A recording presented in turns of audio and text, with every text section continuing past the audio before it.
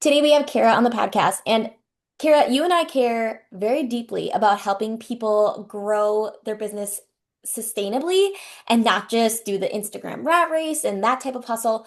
So, why do you think so many business owners feel trapped in kind of that social media grind? Yeah, that's such a good question. And I think it is because we are naturally on social media anyway, right? Like, because we want to connect with our friends and family, like originally. And social media marketers are so compelling. And because of like the competitiveness of the algorithm, they have just gotten more and more compelling. It's impossible to ignore. Do you know what I mean? Like, compared to other forms of marketing where like the audience has to more seek it out or like be in the mindset for it. It's like social media is just like so prevalent in our day-to-day routines. And yeah, there's like you have content creators, you have other business owners, you have business coaches, like you have everybody telling you to do social media, it feels like, and they've gotten better and better at telling you how to do it. So I think Yeah. that's why it just, yeah, And you the get the FOMO, dopamine hit. Like, let's just be that honest, writing too. blogs is not going to give you, you don't get the immediate people reading No. and liking and whatever. So, Even yeah. if I feel like that's what keeps you on so much longer is like you feel like you're getting these like micro wins, whereas like in other platforms, you don't always get it instantly like that. So what was kind of your turning point, your aha moment when you're like, maybe the Instagram, TikTok grind is not the way to go for growing business? Yeah, so my story's kind of weird, but I did destination wedding planning before. Of So I was just doing like all the things as you do when you start a business, right? And course. it was like super busy, just like hustling away. And then when like the pandemic hit, I was kind of like, just a little bit slower. And then I was like, maybe I'll look at my numbers. That's been on my to-do list for 5 years. And Yep. then I was like, oh my God, it was something like 93% of my business was coming from Google and Pinterest. But I was like literally how? Like I'm like, yeah, I know I write a blog post occasionally, like I try and be active on Pinterest, but like I am daily on Instagram. Do you know what I Yep. mean? So I think I just like had assumed that business was coming from there. And then when I realized it wasn't, I was like, can I just stop marketing on Instagram? And it's like, you can. Spoiler, Yeah. you can. Yeah. Well, I'm glad you came to that conclusion sooner than I did. I started my business in 2017 and I actually started off as Yeah. a social media marketer. And then or in 2018. And then I was like, oh, I like designing websites. And I just decided 2 weeks ago to get off Instagram. Um, so, Yeah. I'm officially a pro at this life now. But I'm going to do it for the Yeah. summer and potentially forever. So, but the reason Yeah. was because when I looked at my analytics, so I would encourage you guys to like go and actually look at your analytics and see, are you actually getting people from Instagram? And if you are those the people that are actually converting to buyers? Because for me, it was no and no. So we're going to talk about we're going to talk a little bit about Yeah. SEO because we both are passionate about that. And more specifically Pinterest because I do it and I don't know what I'm doing. So let's talk about it. I think it's an underrated platform. Mhm. And I want to talk about it kind of in terms of lead generation in 2025. What kind of businesses do you think should really be on Pinterest? Oh my gosh, honestly, so many businesses, Yeah. most businesses. Like, I think a lot of times when we think of Pinterest, we think of like food bloggers, home decor, weddings, like, definitely those industries should be on it. But the nice thing about different industries is that they tend to be less competitive, but that doesn't mean that like the search volume, especially for service providers, is most of your audience service providers. I should have checked actually. Yeah, Yeah, primarily. okay. So it's like you're a service provider, even if the search volume is like 1,000, 2,000, like that is so many people and your competition is so much less. And I think the thing is with Pinterest is one of the first places that people go when they are going to like start a new idea, right? Like whether they're like gathering inspiration or they're like, okay, what are the next steps I want to take? I feel like whether it's like start a business, launch a new website, do my rebrand, like Right. learn how to market on Instagram, right? Like we have social media managers that are like, hey, like here's my Instagram story strategy, like that kind of stuff. People are always searching on it on Pinterest. Gen Z is the fastest growing cohort. Like it's it's very like popping over there. sometimes we have to get creative, right? Like if people, sometimes people don't know, like they're not even solution aware yet. So you have to, create content to guide them. But so many searches start on Pinterest.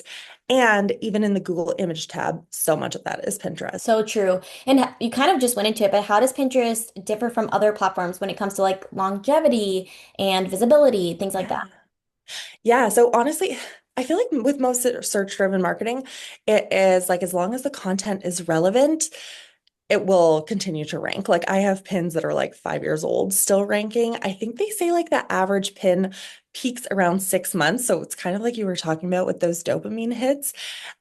You don't get them. Yeah. Right? Like it takes about 6 months. So when you're starting and stopping and you're like finding it hard to be consistent, it can be really hard to see the payoff of that. But yeah, it kind of peaks around 6 months, but it will continue. And the nice thing is you can really balance evergreen and timely content. Like I know we were going to talk about Black Friday, so maybe I can kind of tease that here. Yeah. When you have like, let's say, a Black Friday thing that you do every single year, those pins will like see a surge on Black Friday every single year. It doesn't have to be year sensitive. Or if you have, Christmas content, spring content, whatever, if you're a wedding pro, maybe spring wedding ideas, like those kind of things can really like kind of come in waves, I guess you could say. Yeah. Yeah, That's what I love about Pinterest is that it's an SEO situation, it's a search 100%. engine. And it has that longevity. Um, and so thinking of it not as a social platform, but as an SEO tool is really beneficial. One thing I am wanting to pick your brain on because I don't know Yeah, any of the ways to do this. How do you suggest structuring a Pinterest pin like with SEO in mind? absolutely. So one thing I think, especially for visual service providers, that I come across is like a graphic versus a straight image, right? So like if you're a photographer, you want to put your straight image on Pinterest, I get it.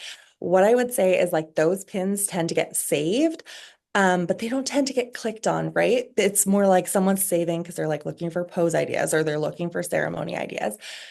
Versus like graphics, if you're like 10 spring flower ideas or whatever to try this year, those kind of things actually get clicked on, and then you have more of an opportunity for conversion. In terms of SEO, I would say like what text are you putting on the graphic? Is what you're talking about actually on the graphic? So, like spring flowers, are there spring flowers on the graphic? Pinterest algorithm can definitely read that. Put your keyword in the title. So I like to keep the titles like more short and to the point. And then the descriptions, I think they give you up to 500 words. But honestly, I was just on a call with the Tailwind CEO, and he said their data is showing like between 200 and 300 words is really the sweet spot. And one of the reasons he might have like predicted that is because when you get to 500 words, you're running the risk of like keyword stuffing or confusing the algorithm. Whereas, like, if you keep it really targeted to like, yeah, one or two sentences that are like, two or three keywords, maybe you can like fit in that are super relevant, that will be good. The link, so like the same way as you would do with a blog post, if it was like your website slug, whatever's on there, ideally that has a keyword in it. And then Pinterest will even go as far as to like skim what's on the page. So like if you are linking 10 spring ideas, like lead that to a blog somewhere that has considerable content on it. Pinterest wants blogs or some sort of content. Like it could be your YouTube or a podcast or something like that, but they typically don't want to go straight to a sales page unless it's like e-commerce, It's so like a interesting to me. $27 item.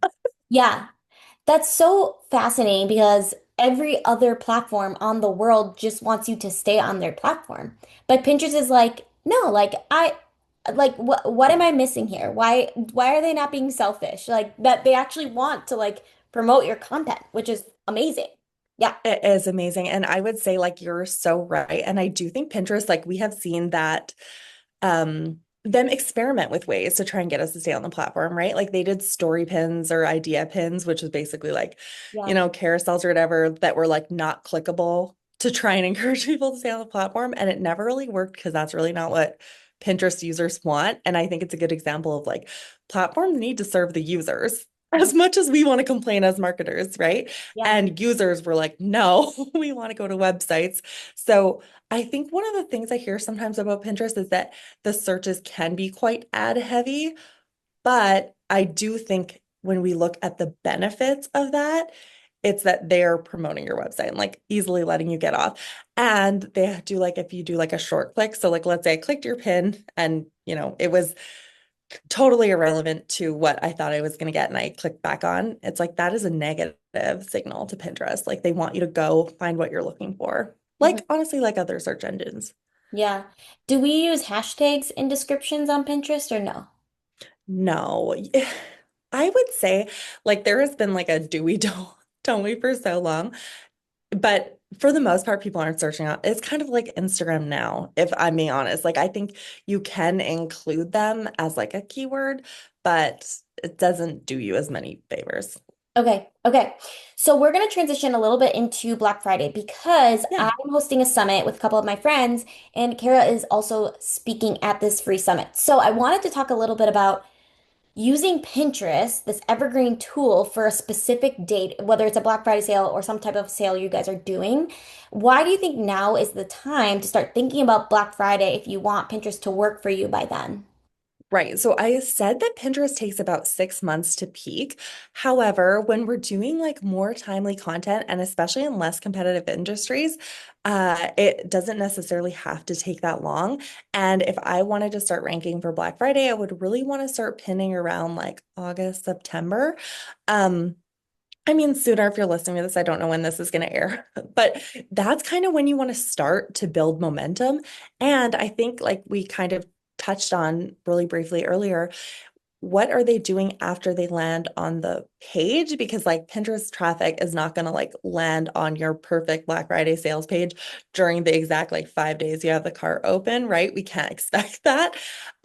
So we also want to consider as business owners, if we start pinning in like August and September, should we start like collecting email addresses? Can we nurture them? If you are active on Instagram or something like that, can we bring them over to Instagram and then they're watching your stories and then they're like super more primed? Because Pinterest really is like cold top of funnel.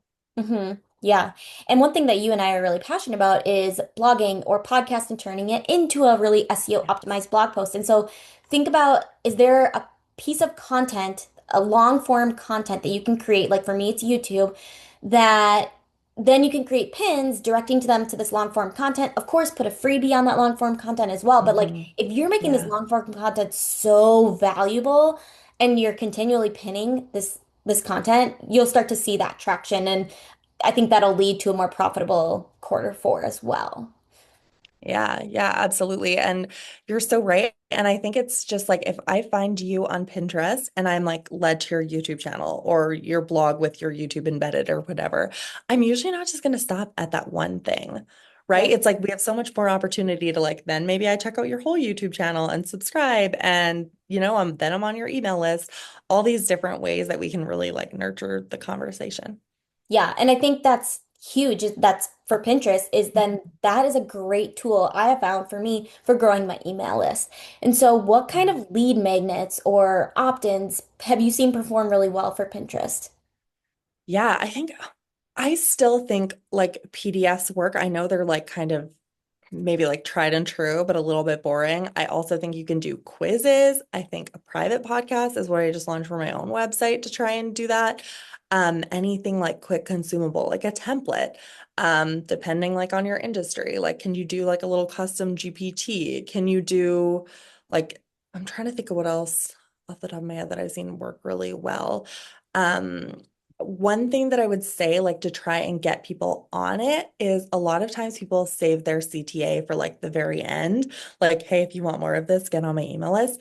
I always put it at the top. Like I say, when I'm writing a blog post, I'll always introduce the topic and then I'll introduce like myself, how to work together, like what my kind of freebie is right at the top. And then I even like to include little blog banners that like remind people to click just as like some visual elements because some of us aren't in visual industries, right? If you're in the wedding industry, that's awesome. You can throw in photos throughout the blog. If you're not, if you're in more of a text-based industry, it's a little hard to break it up. So I like to include banners. And I know I can't remember if you use it or not, but like something like Badao where you can like target pop-ups is a really good way to get people on your email list too. Yeah. I just looked at my Pinterest analytics because I was like, what is performing Yeah. for me that I can just give you guys? And some of the things when you were talking about like the content that performs well can be things you wrote a long time ago. Hmm. When I first started my business, I wanted to have the SEO be a thing. And I knew it was a long-term Hmm. game. And so I was like, okay, what are blogs that people want? And I just wrote blogs people want that were completely unrelated to my business. So I live in a city called Spokane, Washington, and I wrote Yeah. like the top 10 coffee shops because I was just working at coffee shops. I wrote like churches, and I wrote more about churches. And those continue. I wrote them 5 years ago, six years ago. Those continue to be heavily viewed and then also click through pins. Now, are those Yeah. pins doing me much good in terms of like bringing me clients? No, but they're serving people and they're very, Yeah. at the very least, they are giving me traffic on my website. So I don't mind those. I'm not currently creating blog posts like that, but those pins do well for me. The other pins that are relevant to my business are things that are heavily image based. So I am a website designer. I don't do branding. However, I have a freebie all about my process for creating a mood board, which you need some type of mood board before I do your website.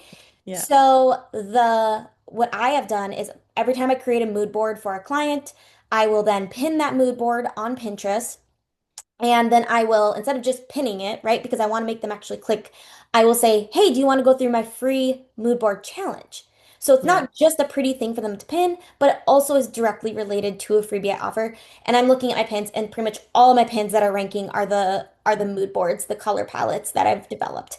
So Mhm. again, not directly related to website design. Like I also pin all my Yeah. websites, Yeah. but those don't get a ton of those get like you said the saves but maybe not the clicks. So something to think about as you're thinking about what to pin. That's what's done well for me. Yeah, I think, and you make a good point too. Like something that someone can take action on really quickly is super helpful. And I was also thinking of another example, like if wedding industry always comes to mind, but it's like you could have a blog post that is like 10 of the best venues in insert your city.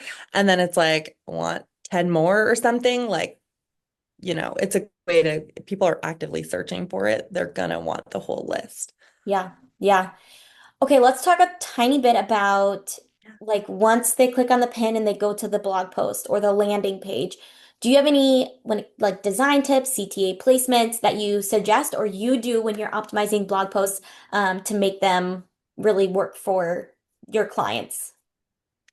Yeah, for sure. So kind of like I was saying, like I love to put a call to action and like brief introduction at the top of a blog. I just think it's like we so often are writing blogs for like we think, I feel like that we're gonna like share the blog post on Instagram or something and it's gonna be people that know us. But when you're dealing with Pinterest, it's like they don't know you. And even more than they don't know you, they are very familiar with just information-based sites.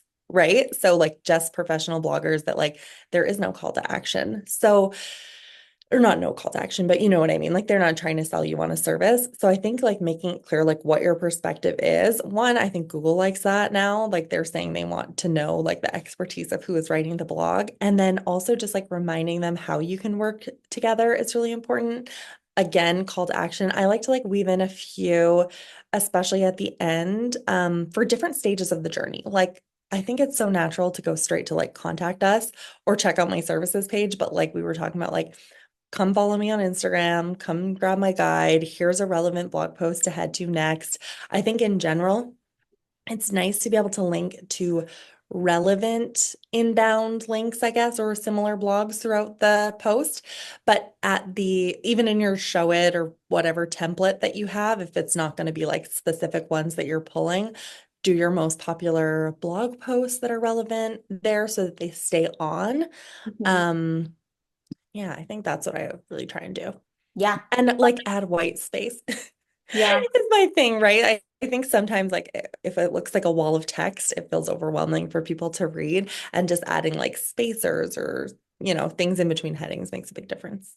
Yeah, and what you touched on with like adding inbound links, what she means by that is like SEO, Google likes you to keep them on your website longer. They like you to link to things, and they also like you to link to other helpful things, like other outbound links, which I frequently have people be like, why would I do that? It's going to get them off my website. You can always say open in a new tab. So your website stays open, which I would suggest because if someone's reading a blog Mhm. post and you mention something that's helpful, they probably still want to read the rest of your blog post. So have it go to a different tab. They can look at it, at a different time. But I always try to and at this point, yes, I have like 300 blog posts. So I have a lot of things I can link Yeah. to, which I get that you might not, but do you have other people that you could link to? And also another thing, when you are linking to like a previous blog post, instead of just like saying read more, write out the whole blog post title, which is hopefully SEO optimized, because you're also getting more of those keywords in your blog posts. So that's something that I've Yeah. been doing as well. Um, Yeah, and I would say like outbound links, true, because like you should have a few outbound links. So the higher authority website you can link to, the better. But then also like what outbound links still link to you, like your LinkedIn, like your Instagram, like your Pinterest, like those kind of things all count too. yeah. And just while we're talking about link strategy, I meant to mention this when you were talking about your kind of like more random blog post. The other great thing about Pinterest is that it's creating backlinks to your website, right? So I think people don't like people underestimate the that Pinterest can help your website rank on Google, even Mhm. if you feel like your person is not on Pinterest, which I know I said at the beginning, like I feel like most people are, Yeah. but Yeah. yeah. No, that's so true. That's so smart. So for the business owner who's never touched Pinterest, what is the simplest way to get started? Oh yeah, okay. So I feel like compared to other platforms, Pinterest makes it so easy. I mean, one, they have an absolute like help channel, which is crazy for a social media platform, but then they have lots of like starter videos too. I would start by just setting up your profile. Like, I mean, they're good at walking you through it. So, like, set up your profile name, put a keyword in. So, if you're like, Rebecca, website designer or SEO expert or whatever your keyword is, paragraph again, think about your keywords. If you're thinking about what keywords to include, it can be helpful to like search in Pinterest and see like one, like what does the smart suggest or whatever you call it, pop up underneath. But then also like if you actually search for a term that you would like to be found for, like what keywords can you kind of like pluck out of who is ranking, like what's on their graphics, what's on their titles. Like I'm not saying like copy and paste other people's Right. titles, but like find those like keywords, right, of people that are already clearly doing it well. So profile, title, description, and then just start with like 5 to 7 boards and think about your boards like your content buckets, like Mhm. SEO, blogging, Pinterest, YouTube, whatever your things are. So, Okay. and then as these boards get traction, create more of, you know, off branch ones kind of thing. So, like if YouTube tips was like popping off for you, I would do like how to start a YouTube channel, ways to, grow a YouTube channel, whatever it is. So if I had a content bucket that was like YouTube, would I Mhm. have the title of it be something that is also SEO optimized? Yeah, totally. So boards and descriptions of the boards, which descriptions of the board is not intuitive. You have to like make the board, then go into the board, then edit to add a description, and then definitely try and include your keywords there. Yeah. Yeah. So So if you if already the have a content bucket Pinterest, was YouTube, yeah. it'd So be if you like have a YouTube Pinterest, tips for beginners or something. Sorry. yes, no, I love that. Like, and if so, yeah, if you have a Pinterest account, maybe go in and Mhm. just see what are your boards titled. And if Yeah. it's, blog posts, maybe say instead blog Yeah. posts about show it website design or whatever. Is there a way Yeah. you can, make it a little bit more optimized? So this has Yeah. been perfect. Thank you so much. Where can people find you? Do you have any freebies? We will link the Black Friday Summit below, but do you have any just free resources for people? Awesome. Yeah, definitely find me in the Black Friday Summit because I'm so excited. I think what you guys are putting together is so incredible. You can find me at thecarareport.com and I have a private podcast on there too, which is, I think you have the link at carareport.com/private dash podcast, very creative name, where you can kind of like, it's called Build It Once, Get Found for Months. And it talks very much about this, like how can we use marketing that compounds for us and makes our lives easier as small business owners that are very busy. So I love that. Well, thank you so much for coming on, and I look forward to everyone taking action on their Pinterest strategy. thanks so much.